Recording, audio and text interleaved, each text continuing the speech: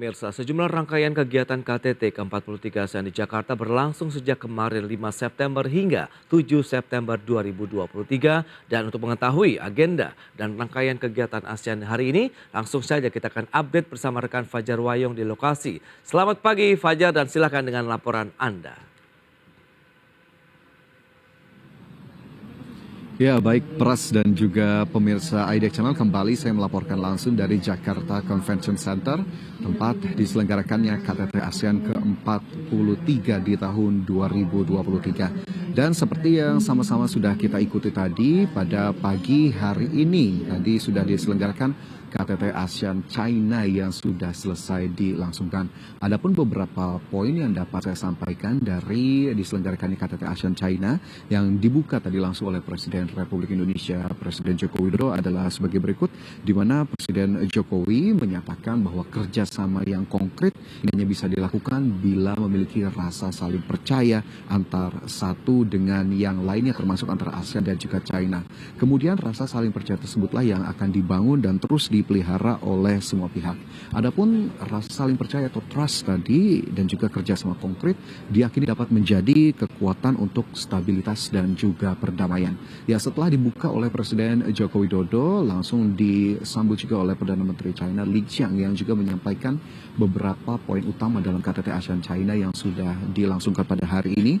Di antaranya, Perdana Menteri China menyatakan bahwa China masih merupakan negara dengan ekonomi besar kedua di dunia. Dan ia juga menyinggung terkait dengan kombinasi GDP ASEAN yang ternyata menempati peringkat kelima terbesar di dunia. Adapun Perdana Menteri China yang hadir mewakili Presiden Xi Jinping juga menekankan pada 4 area utama yang terus diupayakan antara ASEAN dan juga China. Di antaranya yang pertama adalah hubungan ketulusan dan politik yang terjalin lebih dalam dan tentunya rasa saling percaya sebagai jembatan penghubung. Dan ia juga menyatakan tak peduli bagaimanapun situasi internasional, ASEAN dan China tetap mampu melakukan banyak pertukaran di berbagai bidang.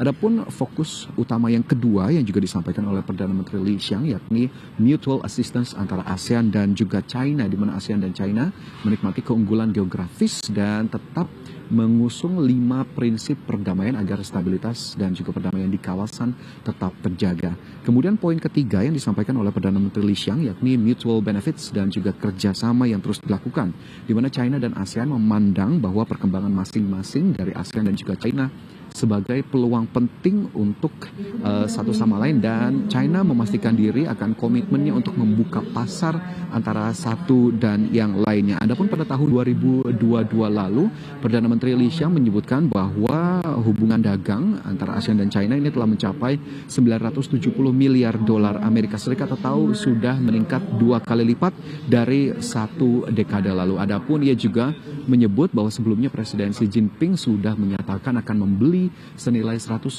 miliar dolar produk agrikultur dari ASEAN, dan sampai dengan saat ini realisasinya sudah mencapai lebih dari 50 miliar dolar Amerika Serikat atau lebih cepat dari yang diharapkan.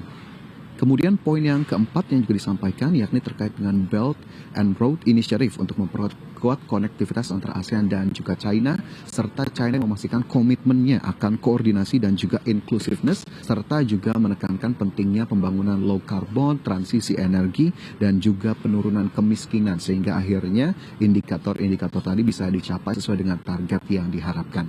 Ya, dari KTT ASEAN China yang sudah dilangsungkan pada tadi pagi sampai dengan saat ini masih berlanjut agenda kedua yakni KTT ASEAN Korea Selatan, di mana pada pukul 9.54 waktu Indonesia Barat tadi Presiden Korea Selatan Yoon Suk Yeol sudah tiba di Jakarta Convention Center dan disambut Presiden Joko Widodo. Adapun KTT Korsel ASEAN Korsel maksud kami ini sudah dimulai pada pukul 10:10 waktu Indonesia Barat, di mana Presiden Joko Widodo kembali membuka KTT Korsel ASEAN dengan menyatakan sejumlah hal, diantaranya menekankan transisi energi, kemudian kestabilan kawasan yang menjadi hal penting untuk mencapai target, serta inclusive cooperation untuk kemudian mencapai hasil hasil yang sustainable ataupun berkelanjutan, terutama dalam ASEAN Indo-Pacific Forum.